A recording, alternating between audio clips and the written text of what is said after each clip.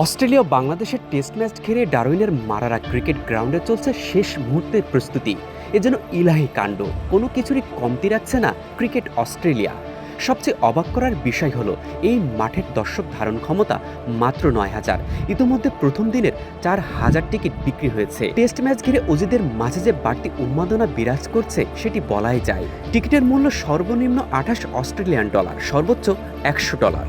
দীর্ঘ ২৩ বছর পর অজিদের মাটিতে টেস্ট খেলবে বাংলাদেশ দল। মজার ব্যাপার হলো এই ডারউইনের মাঠে ২০০৩ সালে শেষ টেস্ট খেলেছিল টাইগাররা।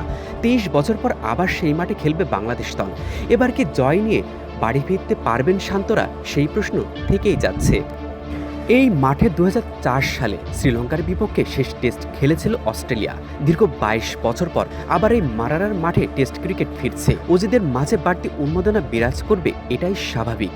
এখন পর্যন্ত অস্ট্রেলিয়ার বিপক্ষে ৬টি টেস্ট খেলেছে বাংলাদেশ দল। এবার কি অস্ট্রেলিয়ার বিপক্ষে জয় ছিনিয়ে নিয়ে হাসি মুখে দেশে ফিরতে পারবে টাইগাররা? অস্ট্রেলিয়ার ডারউইন থেকে মেজবা মিলন, ডেইলি ক্রিকেট।